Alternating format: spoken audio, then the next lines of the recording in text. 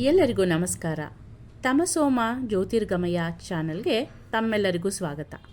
ಈ ದಿನ ನಾನು ಸಾಯಿ ಸಚ್ಚರಿತೆಯ 2ನೆಯ ಅಧ್ಯಾಯವನ್ನು ವಿವರಿಸ್ತೀನಿ. ಈ ಅಧ್ಯಾಯದಲ್ಲಿ ನಾವು ಈ ಕೃತಿಯ ಧ್ಯೇಯ ಏನು, ಈ ಕಾರ್ಯವನ್ನು ಕೈಗೊಳ್ಳೋದಕ್ಕೆ ಹೇಮಾಡಪಂತರಿಗೆ ಸಿಕ್ಕ ಧೈರ್ಯ ಯಾವ ರೀತಿ ಇತ್ತು, ಹೇಮಾಡಪಂತ ಅನ್ನೋ ಬಿರುದು ಅವ್ರಿಗೆ ಹೇಗೆ ಬಂತು, ಹಾಗೆ ಗುರುವಿನ ಅವಶ್ಯಕತೆ ಏನು ಅನ್ನೋದ್ರ ಬಗ್ಗೆ ಹೇಮಾಡಪಂತರು ಇಲ್ಲಿ ವಿವರಿಸಿರ್ತಾರೆ. ಮೊದಲನೇದಾಗಿ ಈ ಕೃತಿಯ ಧ್ಯೇಯ ಏನು ಅಂತ ತಿಳ್ಕೊಳ್ಳೋಣ ಬನ್ನಿ. ಈ ಹಿಂದಿನ ಅಧ್ಯಾಯದಲ್ಲಿ ಸಾಯಿಬಾಬಾ ಕಾಲರ ಅನ್ನೋ ಅಂಟು ಜಾಡಿಯನ್ನು ಹರಡೋದನ್ನು ಹೇಗೆ ತಪ್ಪಿಸಿದ್ರು ಅನ್ನೋ ಒಂದು ಅದ್ಭುತವಾದ ಪವಾಡವನ್ನು ಹೇಮಾಡಪಂತರು ವಿವರಿಸಿದರು. ಅದಾದಮೇಲೆ ಅವರು ಅದೇ ರೀತಿ ಅನೇಕ ಅದ್ಭುತ ಪವಾಡಗಳನ್ನ, ಬಾಬಾರವರ ಅದ್ಭುತ ಪವಾಡಗಳನ್ನ ತಿಳ್ಕೊಂಡ್ರು. ಅದರಿಂದ ಉಂಟಾದ ಸಂತೋಷದಿಂದ ಈ ಸಾಯಿ ಸಚ್ಚರಿತೆಯನ್ನು ಅವರು ರಚನೆ ಮಾಡಿದ್ದಾರೆ.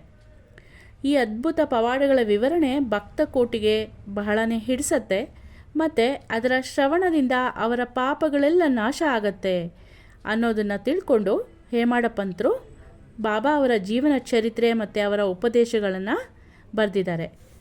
ಈ ಜೀವನ ಚರಿತ್ರೆ ತರ್ಕನೂ ಅಲ್ಲ, ತರ್ಕಶಾಸ್ತ್ರನೂ ಅಲ್ಲ, ಇದೇ ನಿಜವಾದ ಆಧ್ಯಾತ್ಮಿಕ ರಾಜಮಾರ್ಗ ಅಂತ ಹೇಮಾಡಪಂತರು ಹೇಳ್ತಾರೆ.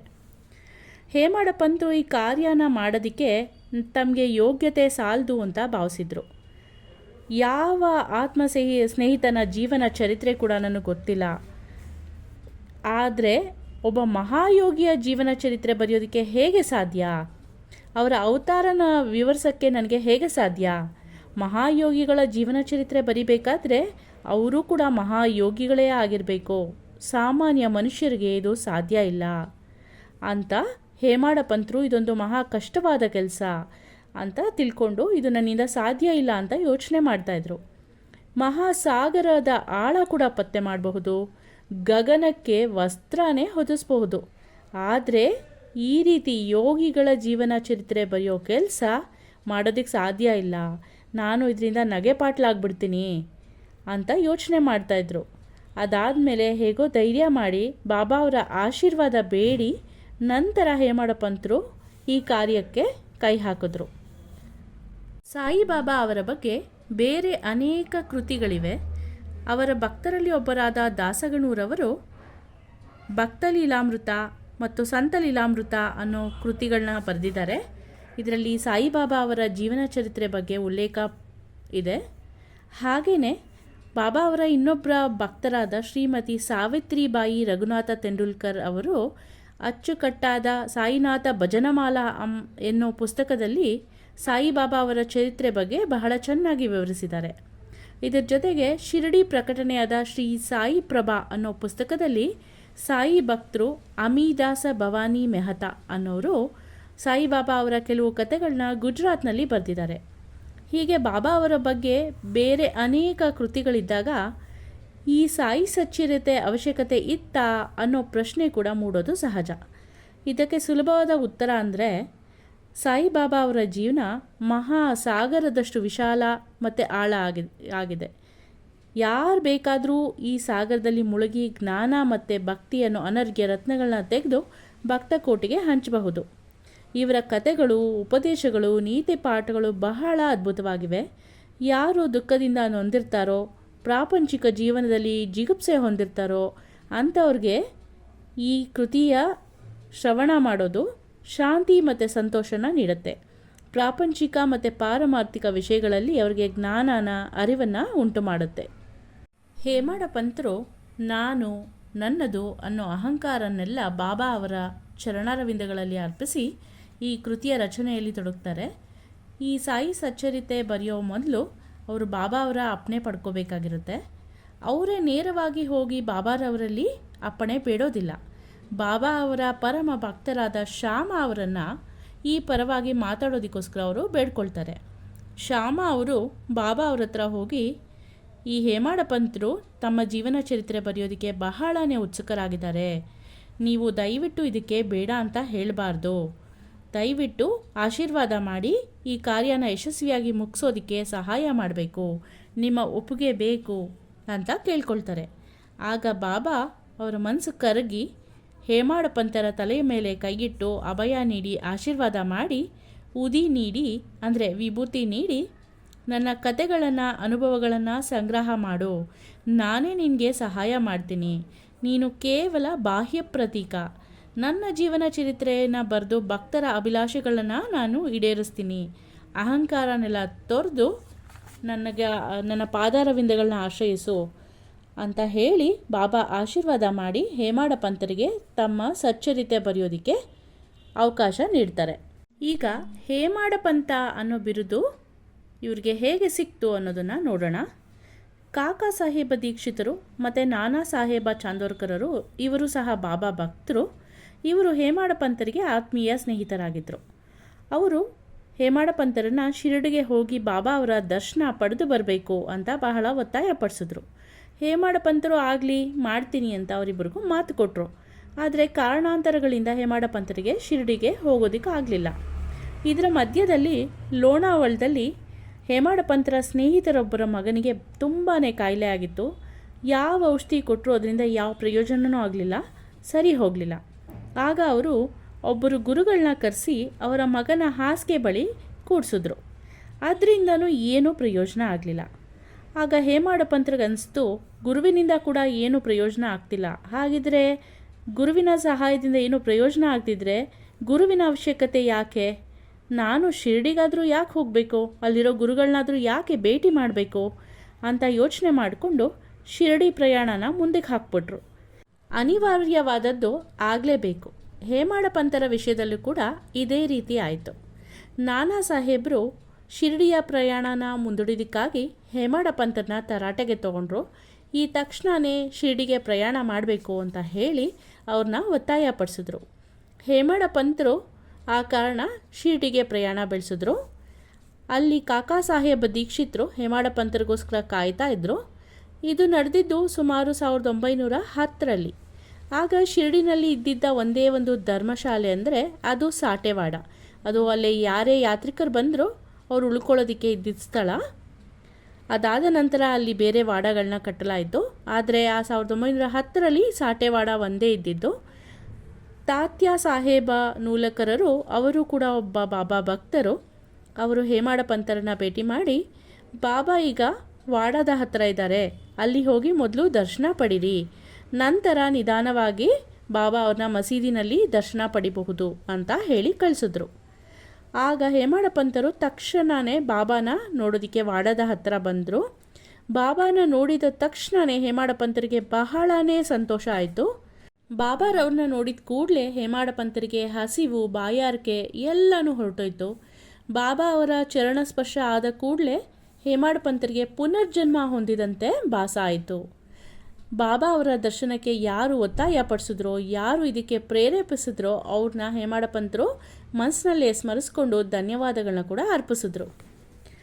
ಅದಾದ ನಂತರ ಶಿರಡಿಗೆ ಬಂದಿದ್ದ ದಿನಾನೇ ಹೇಮಾಡ ಪಂತರು ಗುರುವಿನ ಅಗತ್ಯದ ಬಗ್ಗೆ ಬಾಳಾ ಸಾಹೇಬ ಬಾಟೆ ಅವರೊಂದಿಗೆ ದೊಡ್ಡ ಚರ್ಚೆಯನ್ನೇ ಮಾಡಿದ್ರು. ನಾವು ಬೇರೆಯವ್ರಿಗೆ ಯಾಕೆ ದಾಸರಾಗಬೇಕು? ಗುರುವಿನ ಅಗತ್ಯ ಏನಿದೆ? ನಮ್ಮ ಕರ್ತವ್ಯನ ನಾವು ಮಾಡಬೇಕು, ನಮ್ಮನ್ನು ನಾವು ಕಾಪಾಡ್ಕೊಳ್ಳೋಕ್ಕೆ ಶ್ರಮಿಸಬೇಕು. ಸುಮ್ಮನೆ ಬೇರೆಯವ್ರನ್ನ ನಂಬ್ಕೊಂಡು ಕೂತ್ರೆ ಏನೂ ಪ್ರಯೋಜನ ಇಲ್ಲ ಅಂತ ಹೇಮಾಡ ಪಂತರು ವಾದ ಮಾಡೋದಕ್ಕೆ ಶುರು ಮಾಡಿದ್ರು. ಆದರೆ ಅಲ್ಲಿ ಬಾಳಾ ಸಾಹೇಬರು ಹೇಳಿದ್ರು, ನಾವೊಂದು ಬಗೆದ್ರೆ ದೈವ ಒಂದು ಬಗ್ಯತೆ. ನಿನ್ನ ಬುದ್ಧಿವಂತಿಕೆನೆಲ್ಲ ಪಕ್ಕಕ್ಕಿಡು, ನಿನ್ನ ಅಹಂಕಾರ ನಿನಗೆ ಸಹಾಯ ಮಾಡಲ್ಲ ಅಂತ ಹೇಳಿ ಅವ್ರ ಹತ್ರ ವಾದ ಮಾಡಿದ್ರು. ಇದೇ ರೀತಿ ಈ ಚರ್ಚೆ ಬಹಳ ಗಂಟೆ ಕಾಲ ನಡೀತಾನೇ ಇತ್ತು. ಕೊನೆಗೂ ಇಬ್ಬರು ಯಾವ ಒಂದು ತೀರ್ಮಾನಕ್ಕೂ ಯಾವ ಒಂದು ನಿಲುವಿಗೂ ಬರೋಕ್ಕಾಗಲಿಲ್ಲ. ಇದರಿಂದ ಹೇಮಾಡ ಪಂತರ ಮನಸ್ಸಿಗೆ ನೆಮ್ಮದಿ ಇರಲಿಲ್ಲ. ಈ ಚರ್ಚೆ ಅರ್ಧಂಬರ್ಧ ಹಾಗೆ ನಿಂತು ಹೋಗಿತ್ತು. ಇದು ಸಾಟೆವಾಡ ಮಸೀದಿಯಿಂದ ಬಹಳ ದೂರದಲ್ಲಿತ್ತು. ಅಲ್ಲಿ ಆಡೋ ಮಾತುಕತೆ ಎಲ್ಲ ಮಸೀದಿ ತನಕ ಕೇಳಿಸೋಷ್ಟು ಹತ್ತಿರದಲ್ಲಿ ಅದೇನೂ ಇರಲಿಲ್ಲ. ಈ ಚರ್ಚೆ ಹೀಗೆ ಮಧ್ಯದಲ್ಲೇ ನಿಂತು ಪ್ರತಿಯೊಬ್ಬರು ಮಸೀದಿ ಕಡೆಗೆ ಹೊರಟರು. ಬಾಬಾ ಅವರು ಆಗ ಕಾಕಾ ಸಾಹೇಬ್ರನ್ನ ನೋಡಿ, ಸಾಟೆವಾಡದಲ್ಲಿ ಏನು ಮಾತುಕತೆ ನಡೀತು? ನಿಮ್ಮ ಚರ್ಚೆಯ ವಿಷಯ ಏನು? ಹಾಗೆಯೇ ಈ ಹೇಮಾಡ ಪಂತ ಏನು ಹೇಳ್ತಾನೆ ಅಂತ ಕೇಳಿದ್ರು. ಈ ಮಾತುಗಳನ್ನ ಕೇಳಿ ಹೇಮಾಡ ಪಂತರಿಗೆ ಬಹಳನೇ ಆಶ್ಚರ್ಯ ಆಯಿತು. ಬಾಬಾ ಅವರು ನನ್ನನ್ನು ಹೇಮಾಡ ಪಂತ ಅಂತ ಯಾಕೆ ಕರೆದ್ರು? ನನ್ನ ಹೆಸರು ಹೇಮಾಡ ಪಂತ ಅಲ್ವಲ್ಲ ಅಂತ ಯೋಚನೆ ಮಾಡಿದ್ರು. ಗೋವಿಂದ ರಘುನಾಥ್ ದಾಬೋಲ್ಕರ್ ಆದ ನನ್ನನ್ನು ಹೇಮಾಡಪಂತ ಅಂತ ಬಾಬಾ ಯಾಕೆ ಕರೆದ್ರು ಅನ್ನೋದು ಅವ್ರಿಗೆ ಮೊದಲು ಗೊತ್ತಾಗಲಿಲ್ಲ. ಅದು ಬಹಳ ಯೋಚನೆಗೆ ಈಡು ಮಾಡ್ತು. ಈ ಹೇಮಾಡಪಂತ ಅನ್ನೋ ಪದದ ಮೂಲ ಹೇಮಾದ್ರಿ ಪಂಥ. ಹೇಮಾದ್ರಿ ಪಂಥ ಅವರು ಯಾದವ ಕುಲದ ದೇವಗಿರಿ ಮಹಾರಾಜದ ಮಹಾದೇವ ಮತ್ತು ರಾಮದೇವ ಅನ್ನೋ ರಾಜರಿಗೆ ಮಂತ್ರಿಯಾಗಿದ್ದರು. ಇವರು ವಿದ್ಯಾವಂತರು, ಸದ್ಗುಣ ಸಂಪನ್ನರು, ಚತುರ್ವರ್ಗ ಚಿಂತಾಮಣಿ, ರಾಜ್ಯ ಪ್ರಶಸ್ತಿ ಮುಂತಾದ ಗ್ರಂಥಗಳನ್ನ ಬರೆದಿರೋ ಅಂಥವ್ರು. ಜೊತೆಗೆ ನವರೀತಿಯ ಲೆಕ್ಕದ ವಿಧಾನವನ್ನು ಕಂಡುಹಿಡಿದಿದ್ದವರು ಮತ್ತು ಮೂಡಿ ಲಿಪಿಯನ್ನು ಸೃಷ್ಟಿ ಮಾಡಿದವರು. ಆದರೆ ಹೇಮಾಡಪಂತರು ಇದ್ಯಾವುದನ್ನು ಮಾಡಿಲ್ಲ. ಅವ್ರಿಗೆ ಈ ಹೇಮಾದ್ರಿ ಪಂಥ ಅವರ ಸಂಬಂಧವಾಗಿ ಹೇಮಾಡಪಂಥ ಅನ್ನೋ ಹೆಸರು ಯಾಕೆ ಬಾಬಾ ಕೊಟ್ಟರು? ನಾನೊಬ್ಬ ಬರೀ ಸಾಮಾನ್ಯ ಮಾನವ, ಅವರಷ್ಟು ಸಾಧನೆ ನಾನು ಮಾಡಿಲ್ಲ ಅಂತ ಬಹಳನೇ ಯೋಚನೆ ಮಾಡಿದ್ರು. ಅದಾದ ನಂತರ ಈ ಬಿರುದು ಕೊಟ್ಟಿರೋದು ಬಹುಶಃ ನನ್ನ ಅಹಂಕಾರ ನಿರ್ಮೂಲನೆ ಮಾಡೋದಕ್ಕೋಸ್ಕರ ಅನಿಸುತ್ತೆ ಅಂತ ಹೇಮಾಡಪಂತರು ಯೋಚನೆ ಮಾಡಿದ್ರು. ಮುಂದೆ ಇದನ್ನು ಪರೀಕ್ಷೆ ಮಾಡಿದ್ರೆ ಬಾಬಾ ಅವರು ಇವ್ರನ್ನ ಹೇಮಾಡಪಂತ ಅಂತ ಕರೆದಿದ್ದು ಬಹಳ ಮಹತ್ವವಾದ ಭವಿಷ್ಯವಾದಿಯಾದ ಬಿರುದು ಅಂತ ಅನಿಸುತ್ತೆ. ಯಾಕಂದರೆ ಶ್ರೀ ಸಾಯಿಬಾಬಾ ಅವರ ಸಂಸ್ಥಾನದಲ್ಲಿ ಹೇಮಾಡಪಂತರವರು ಮುಂದೆ ಮೇಲ್ವಿಚಾರಣೆಯನ್ನು ನೋಡ್ಕೊಳ್ತಾ ಇದ್ರು. ಲೆಕ್ಕ ಪತ್ರಗಳನ್ನ ಸಹ ಅವರೇ ನೋಡ್ಕೋತಾ ಇದ್ರು. ಆಧ್ಯಾತ್ಮಿಕ ವಿಷಯಗಳಾದ ಜ್ಞಾನ, ಭಕ್ತಿ, ವೀತರಾಗ, ಸ್ವಸಮರ್ಪಣೆ, ಆತ್ಮಜ್ಞಾನ ಇದನ್ನೆಲ್ಲ ನಿರೂಪಿಸಿರೋ ಅಂತಹ ಶ್ರೀ ಸಾಯಿ ಸಚ್ಚರಿತೆಯ ಲೇಖಕರು ಅಂತ ಪ್ರಸಿದ್ಧಿ ಪಡೆದರು. ಅದರಿಂದನೇ ಬಾಬಾ ಮುಂಚಿತವಾಗಿಯೇ ಇವರಿಗೆ ಭವಿಷ್ಯವಾದಿಯಾಗಿ ಹೇಮಾಡಪಂತ ಅಂತ ಬಿರುದು ಕೊಟ್ಟಿದ್ದರು. ಈಗ ಗುರುವಿನ ಅವಶ್ಯಕತೆ ಏನು ಅಂತ ನೋಡೋದಾದರೆ, ಹೇಮಾಡಪಂತರನ್ನ ಭೇಟಿ ಮಾಡಿದ ಮಾರನೇ ದಿನ ಕಾಕಾ ಸಾಹೇಬ ದೀಕ್ಷಿತರು ಬಾಬಾ ಅವರ ಬಳಿಗೆ ಹೋಗಿ, ಬಾಬಾ ನಾನೀಗ ಶಿರಡಿ ಬಿಡಬಹುದಾ ಅಂತ ಕೇಳಿದ್ರು. ಆಗ ಅಲ್ಲಿದ್ದ ಬಹಳ ಜನಗಳು ಎಲ್ಲಿಗೆ ಅಂತ ವಿಚಾರಣೆ ಮಾಡಿದ್ರು. ಬಾಬಾರವರು ಅದಕ್ಕೆ ಉತ್ತರವಾಗಿ ಮೇಲಕ್ಕೆ ಅಂತ ಹೇಳಿದ್ರು. ಆಗ ಅಲ್ಲಿನೇ ಇದ್ದ ಇನ್ನೊಬ್ಬ ದಾರಿ ಹೇಗಿದೆ ಅಂತ ಪ್ರಶ್ನೆ ಮಾಡ್ದ. ಬಾಬಾ ಅವರು ಅಲ್ಲಿಗೆ ಹೋಗೋಕ್ಕೆ ಅನೇಕ ದಾರಿಗಳಿದೆ, ಇಲ್ಲಿಂದಲೂ ಸಹ ದಾರಿ ಇದೆ, ಆದರೆ ಆ ದಾರಿ ಬಹಳ ಕಠಿಣವಾಗಿದೆ. ದಾರಿಯಲ್ಲಿ ಹುಲಿ ಮತ್ತು ತೋಳಗಳಿವೆ. ಅದಕ್ಕೆ ಬಾಬಾ ಕಾಕಾ ಸಾಹೇಬರು ಹೇಳಿದ್ರು, ಬಾಬಾ ನಮ್ಮೊಂದಿಗೆ ಮಾರ್ಗದರ್ಶಕನನ್ನು ಕರ್ಕೊಂಡೋದ್ರೆ ಒಳ್ಳೇದಲ್ವಾ? ಅವ್ರು ನಮಗೆ ಎಲ್ಲಿ ಏನಿದೆ, ಹೇಗೆ ಹೋಗಬೇಕು, ಹೇಗೆ ಹೋಗಿ ಸೇರಬೇಕು ಅನ್ನೋದ್ರ ಬಗ್ಗೆ ವಿವರವಾಗಿ ಹೇಳ್ತಾರಲ್ವಾ ಅಂತ ವಿಚಾರಣೆ ಮಾಡಿದ್ರು. ಆಗ ಬಾಬಾ ಹೇಳಿದ್ರು, ಹೌದು, ಹಾಗಿದ್ರೆ ಪರವಾಗಿಲ್ಲ, ಆಗ ಕಷ್ಟ ಇಲ್ಲ. ಮಾರ್ಗದರ್ಶಕ ಇದ್ದರೆ ಅವನು ನಿಮ್ಮ ಸುರಕ್ಷಿತವಾಗಿ ಉದ್ದೇಶಿತ ಸ್ಥಳಕ್ಕೆ ಕರ್ಕೊಂಡು ಹೋಗ್ತಾನೆ. ಮಾರ್ಗದರ್ಶಕ ಇಲ್ಲದೇ ಇರೋ ಪಕ್ಷದಲ್ಲಿ ದಾರಿಯಲ್ಲಿ ತೊಂದರೆ ಆಗೋ ಸಂಭವ ಇದೆ ಅಂತ ಹೇಳಿದ್ರು. ಆಗ ಅಲ್ಲಿಯೇ ಇದ್ದ ಹೇಮಾಡಪಂತರಿಗೆ ಗುರುವಿನ ಅಗತ್ಯ ಇದೆಯಾ ಅನ್ನೋ ಚರ್ಚೆಗೆ ಈಗ ಪ್ರಶ್ನೆಗೆ ಉತ್ತರ ಸಿಕ್ದಂಗೆ ಆಗಿತ್ತು. ಖಂಡಿತ ಗುರುವಿನ ಅವಶ್ಯಕತೆ ಇದೆ. ಪಾರಮಾರ್ಥಿಕ ಜ್ಞಾನ ಸಂಪಾದನೆಗೆ ಗುರು ಬೇಕೇ ಬೇಕು ಅನ್ನೋದನ್ನು ತಿಳ್ಕೊಂಡ್ರು.